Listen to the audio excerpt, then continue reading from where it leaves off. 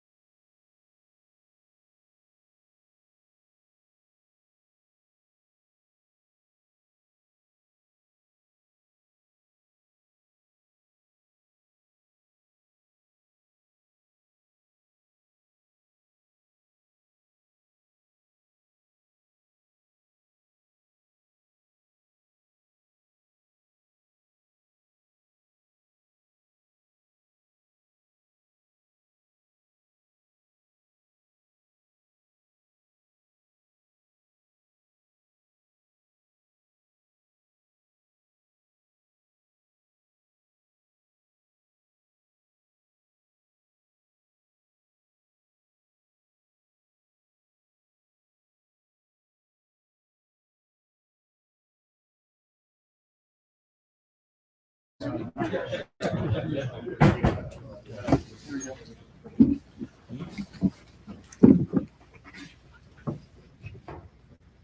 an exciting day for us.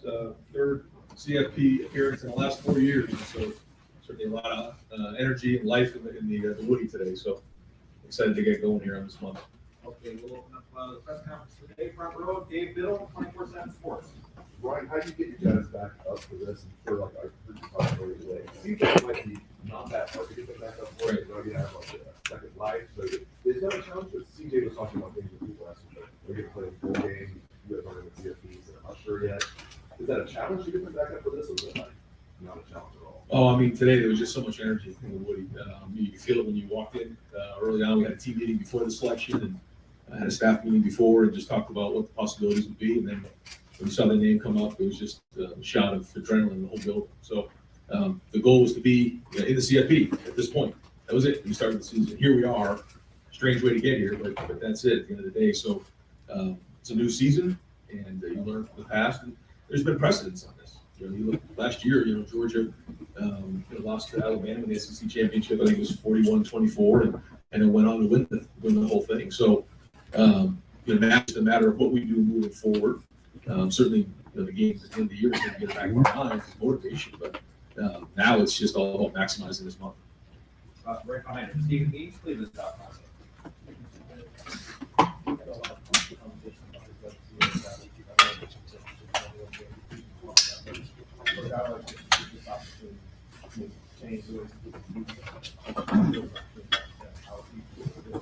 I think this whole thing is an unbelievable opportunity.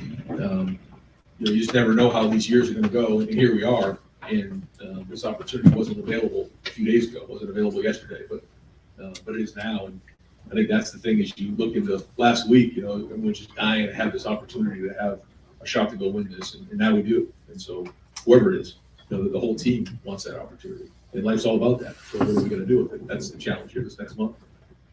Third row, far left, Dan Holt, 11 Warriors. Ryan, obviously there was so much build up to the Michigan game, and you guys didn't get the result that you wanted. So what do you make a change about your approach this time around as you look to achieve better results? Well, we've been, in this CFP 3 of the last 4 years, so we have a pretty good plan, I think, for this month. We start off really working on fundamentals. We put 2 practices in last week, talking about this being in this very situation. Don't wake up on Sunday morning and be surprised if you have an opportunity to go play for a national championship. We're not going to feel sorry for ourselves, but we needed help, and we got help. So I put 2 good practices in last week, and then it all came together this weekend. So here we are.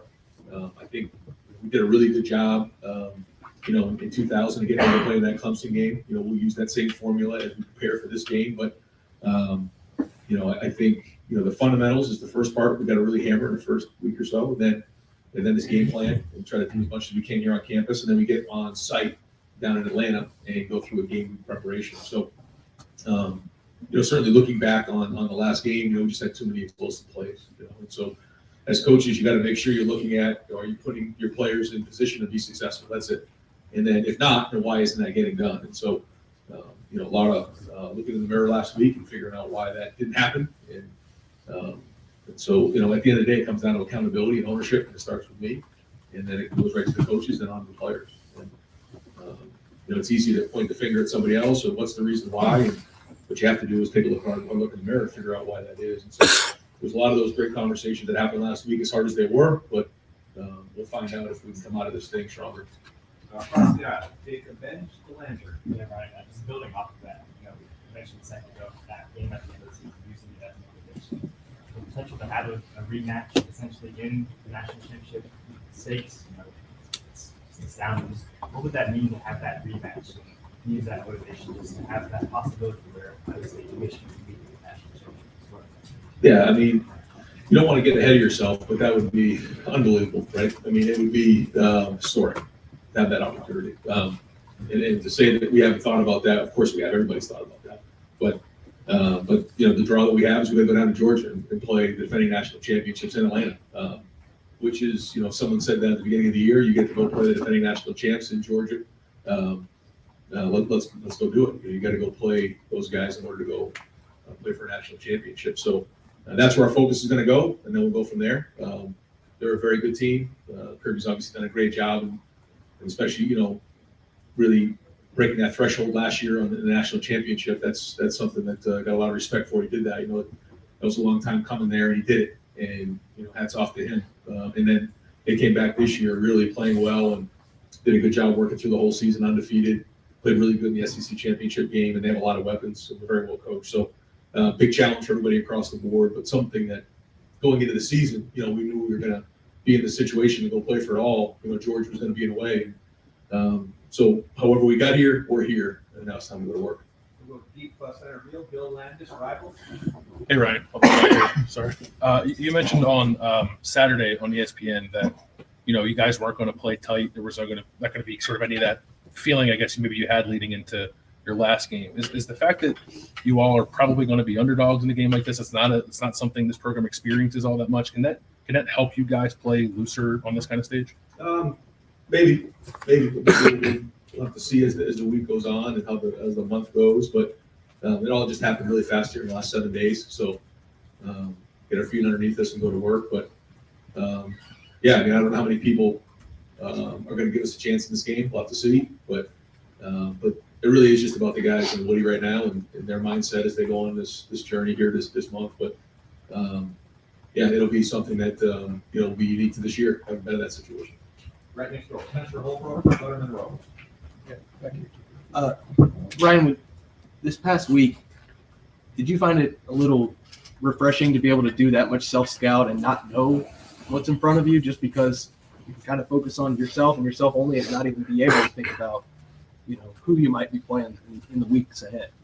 No, we want to be playing a Big Ten championship game, and that hurt. So no, it was not a good week. It was an awful week. But we did a lot of that. We looked at self-scout.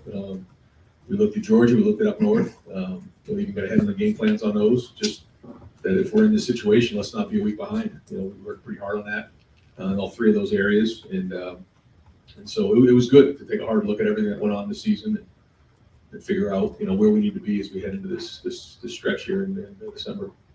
Fourth row right, Cameron T. Robinson, the athletic. Ryan, as you mentioned, the excitement in this building.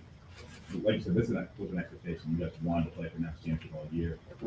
At what point, or maybe you even talked to them today about it, like you let them have that excitement and then flip the switch and say, okay, we have to get to work. I think you just hit it on both ends. That this is an opportunity that we didn't have just 48 hours ago, and now we do. So what do you want to do with it? And the team that prepares the most, the team that maximizes each day as we head into December 31st, the team that's going to win. That's it. We can control it. Yesterday we were not in control, now we are. And that's going to be the challenge. So it was super exciting for our guys. There was no target yesterday. We had, like you said, we had nothing to focus on. And then the minute you see your name pop up on that screen, now you got something to work towards. And certainly that was really invigorating for the whole program. Right next door, Tony Bergman, Buckeye Huddle. Ryan, on ESPN yesterday, you talked about moving forward, you're going to play loose, you're going to be aggressive, you're going to go at people. What does that mean to you, and is that something that you didn't do against Michigan? Yeah, I just think that, when it all gets taken away from you, it makes you just kind of, sit there and realize, that, you're going to have one shot to go play Georgia, or whoever team you play, and that we just got to let it all out and let it go.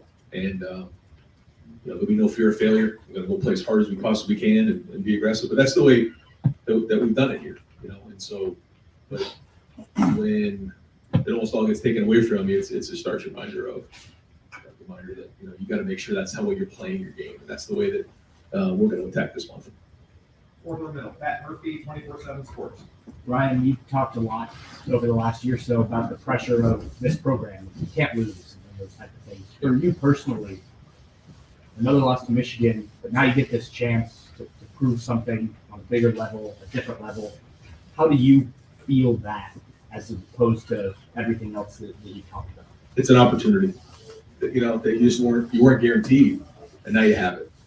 And so what are we going to do with it? That's all I keep thinking about, is that this is an opportunity that wasn't guaranteed, and now we do have it. So let's go do it. And certainly a lot of people counted us out, and here we are. So I kind of like being in this role, but now we got to go do something with it. Doesn't mean anything if we don't do anything. Just being upset or having a second opportunity is not going to mean anything if we don't do anything with it. But what an unbelievable chance. Could do something real special. Second row middle, Nathan Barrett, Cleveland.com. Kind of that concept of the underdog in the past, maybe sometimes you get weren't an underdog. Yeah. You think of that a little bit.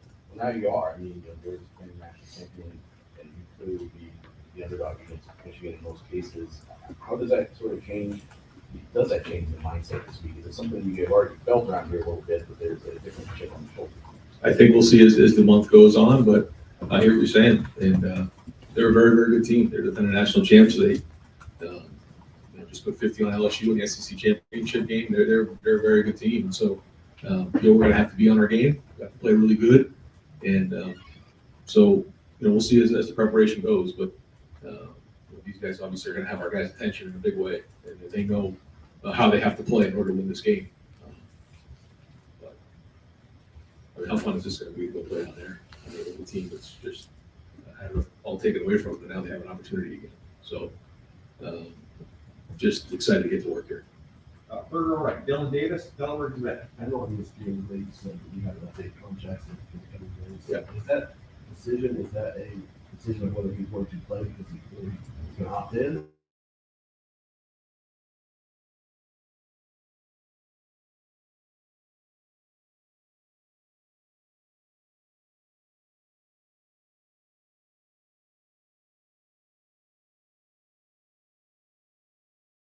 Mentally after what happened last week. Yeah, I mean, I think, Jackson will speak, but everybody else, I think should have. And, that was a little bit part of the story, a little bit this year. And that be at full strength or almost at full strength is going to be important to go and beat these guys. So, yeah, great to get a couple of weeks and even last week a little bit more rest. And,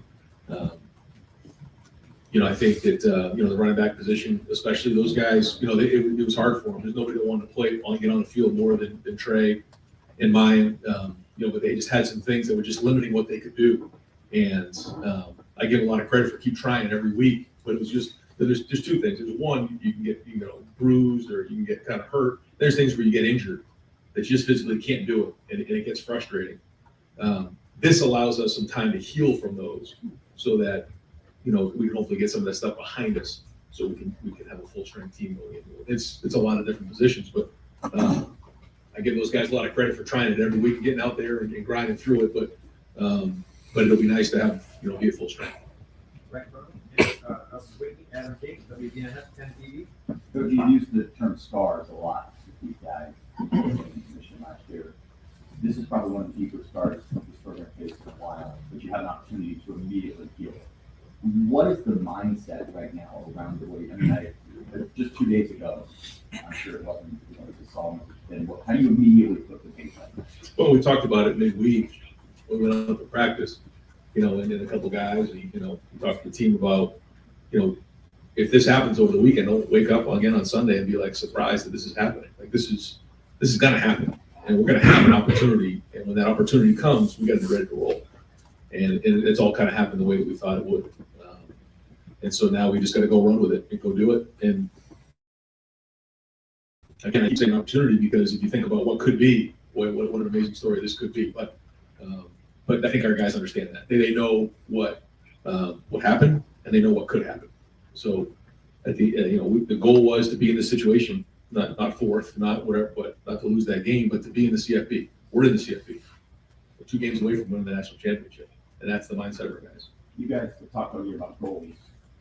If things break the way they do, there's a chance that every goal is still in front of you, beating Michigan, winning the national title. Is that surreal to think about, to kind of put in perspective where you were just a week ago? Yeah, but what matters is if we play better. That's it. We have to play better on offense. We have to play better on defense. We have to play better on special teams. And if we do, then it'll give ourselves a chance to do that. So we're not going to dream and do all those types of things. We got to get back to work and make sure that we're playing better in all 3 phases and executing better and playing really, really fast. Front row middle, Joey Coffin, Columbus Dispatch. Ryan, I haven't seen the ranking call circulated or possibly with the you get a third spot. Yeah. So 3 matches, round 1. How have you felt about that? Or did you try to get in, no matter what, Yeah, I mean, it was out of our hands. So, I think that's the thing that hurt the most is that, you weren't in control of everything that went on because of that game. So, wherever they put us, and we were ready to play. And we got to win them both anyways to go do it. So we got to take care of business in this first game and go from there. And all that stuff's kind of out of our control. Over to the right, down to Barry, again. Coach, you said after the Michigan game, if you got in, you thought that you guys were a dangerous team. You still feel that way? Why? And also, how much of a benefit is it that this will be the third time you guys have been in the playoffs? Yeah, we, again, being there, we know what it's like. But I think we're dangerous because, you see us in all three phases at certainly a good portion of the season playing at a high level. More explosive on offense. We've been really opportunistic on defense and had some really good games there. Certainly winning, on the road at Penn State was a really strong win. And in the end, that probably put us in that spot because, getting a double-digit win on the road and really what turned out to be one of the top divisions in the country, right? I mean, you had 3 teams in the top 7. And so when you look at all that, and not playing our best football in the last game, yeah, that makes us dangerous. Front row right, Austin Moore, Rivals, 97.1. When you talk about these practices, team ready, you also didn't have a target. How did you evaluate those practices? Did it actually look like they were something? Right. Going through the motion? No. I mean, it was a very focused week. It was very focused. And I thought guys really did a nice job of being locked in. I really did. And I thought we came out swinging pretty hard, and then a couple plays here and there, obviously with the explosive plays, and then getting ourselves out of rhythm there in the third quarter cost us the game. And certainly hated the way it ended with those couple long runs, and that just ruined the whole day really. But because it's in 7 minutes to go, it's an 8-point game, and if you just keep swinging, but it didn't happen. So I was obviously very disappointed with that. But there was still a lot of good things that happened. It wasn't like you watch the film and you're like, geez, we just got completely outmatched. It was just a lack of execution in too many big plays. I don't want to relate to another, maybe not much you can say about it. Is there a timeline that Jackson has to, a deadline to meet, or you just have to ask all the way to? Yeah, we'll see. I mean, we'll see. I mean, it's the whole thing's been unfortunate, and certainly nobody wants to play more than Jackson, but it's just we'll probably have more in a few days. Front row middle, Bill Rabinowitz, Columbus Dispatch. What would you say about Yeah, nothing yet. Let's see how it goes. But I will say, unbelievable on our respect for what he's done in going up against them last year in the Rose Bowl, and how what a pro he is. And then to see them play the way that they did in that game doesn't surprise me because of what they built there and how they do it. And really happy to see them win their conference championship again and go back to the Rose Bowl. Really job well done. Can you address, the big plays? Yeah. You guys sent me that. We've all looked at, what happened. Was there any overriding thing? I think like anything, whether it's offense, defense, or special teams, I mean, it's a combination of things. You always feel like as a play caller in all 3 phases that you can put your guys in better situations. That's our job as coaches, is to put them in better situations. So that's the first thing you always look at. And could we put our players in better situations? Yes, we could. Can we execute better? Yes. And so a little bit of both. Certainly on the zero blitz there, the ball came out and didn't quite make that play. And there was a couple of shots down the field. And really in the first half, there was those 2 passes that it got away from us. But that's in matchup games like that, it comes down to 1 or 2 plays. It ended up being 4 or 5. And then on defense, we shot ourselves in the foot with some penalties. And again, looking at some calls you'd like to have back. Some things we didn't, a couple of false starts, got us out of rhythm a little bit. We had to do a better job on 3rd down. So I mean, there's a litany of things that we identified that we had to do a better job of. What do you say about doing offense? I'd rather not get into it. I think, you guys have now seen that it was, and they just didn't get done. So. Second row left, Steve Hellwagon, 24/7 Sports. Yeah, Bill took a lot of what I was going to ask about. I guess he had 5 of those plays go for 45 yards or longer. You watched the game last night with Georgia, and they got 50 points.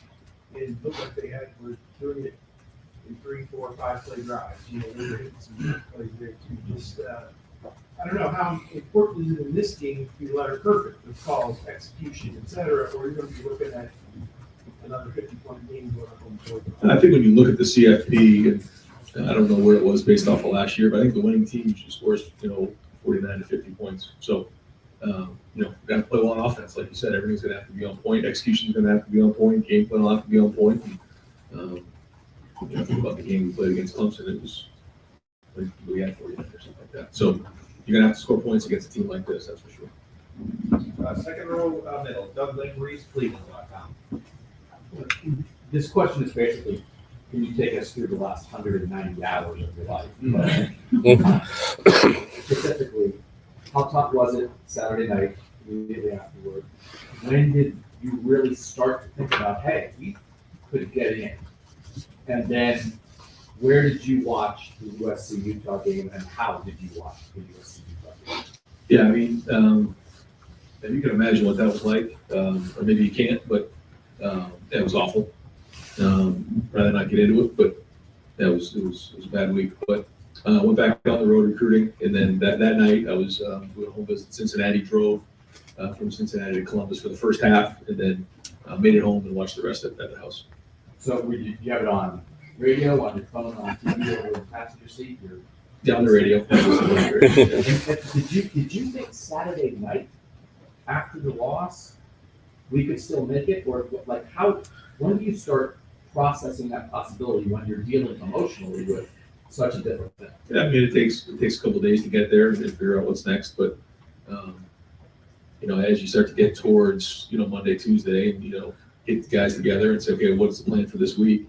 All right, we got to identify what went wrong, but then okay, what are we doing moving forward? And that's why we decided to have a team meeting and practice on Wednesday and then Thursday, and get out there and say, guys, we're playing in a game here in the CFP, so we got to keep our edge. I think that's important. I think once you get into a whole week of doing nothing, you can kind of get into that off-season mode, and you get a little lazy, a little sloppy, and we didn't do that. We kept our body weights up, we got back on the field, got to work with no guarantee of anything. But the guys went out there and had a really good practice on Thursday, and said, if we make this thing, then we know we have this in the back pocket, kept our edge, and now we'll go back out there on Tuesday this week and get back to work. Just so we have the lens of this. When you're practicing, it's not necessarily that like, well, we're going to play a game regardless. It's not we're going to play a bowl or a playoff game. We're going to play a game. You're practicing Wednesday and Thursday with. This is a playoff practice. Yeah, we're playing the CFP. You got it. All right, we'll wrap it up in front row right, Tim Nate, Letterman row. Sorry, at least I can. What burned at you more when you hear the nitpicking and the catchphrase that's gone on since that game a week and a half ago? 2-10 play calling, give up the big, this 40. Yeah, I mean, I don't listen to that stuff. Yeah. Because if I did, then, obviously drive you insane, so you can't do that. So just put your phone away and move forward and try to coach the team. Can I ask one quick follow-up? Do you think I were too tender in your play calling? No, I mean, you listen, you look at everything and, you try to go back and figure out what went wrong, you know what I'm saying? So, there's certain things that you want to have back always, and then there's a lot of areas that you got to, look at and figure out how you can do it better. That's the point. Yeah. And the reason I'm asking that is 27 points against Oregon. I think it was 27 against Michigan, 23 against Michigan. Those are all 3 losses in the last 2 years. Obviously, you look at the big plays given them defensively, but offensively, what has been your challenge, I guess, to your offense going into heading forward then? Well, I think it's just that we talked about is, in these big games, whether it's a CFP or in a game like that, typically the team that wins is north of 40 points. And so, that's kind of the goal. And if we're not getting that scoring at that rate, then we put ourselves at risk of on offense relying on the defense, which that's okay too, is to rely on your defense. And I think defensively we got to play better. But on the offensive mindset has to be that you need to be in that 40 to 50 range to win these games. And you touched on this a little bit a minute ago. What do you say about the Big Ten? Y'all have 2 teams in. Yeah. I think it's great. I mean, yeah, and obviously Penn State's sitting right there also. Yeah, I mean, 3 teams in the Big Ten East, top 7. I think Penn State had 7. So, and I think they had a great year. They did some really good things. So, I think it's great for the Big Ten. I think it was, it's the whole Big Ten conference this year. So, we play 9 conference games. So when you look at the number of wins in the conference, there's going to be one more loss on everybody's record. Obviously, one more win, but But that's a challenge. And then, playing a 10th game is also part of it too. And, you have a non-conference opponent like Penn State at Auburn, we had Notre Dame. I mean, that all matters, and so, the gauntlet of that at the end of the season, I think makes us strong. But great to see the Big Ten have 2 teams here in the CFP. And one last thing, when I say Georgia, what comes to mind? What comes to mind to me is a violent defensive front. I mean, they seem to play that way, big guys. Offensively, they like to, control the ball, et cetera, as well personnel, et cetera. When I say Georgia, what comes to mind? Well, it comes to mind is, very, like you said, a lot of talent, a lot of good players, but very well coached too, both offense and defense. Kirby's done a great job. He's got a really good staff there. Coach Monken's done a really good job on offense this season. And they, like you said, they play with those 2 tight ends that put you in stress in different areas. And, they run the ball when they're physical, but they do a great job. And Bennett really runs the whole thing. So big challenge. That's why they're defending champs and undefeated this season. Thank you very much. Yep.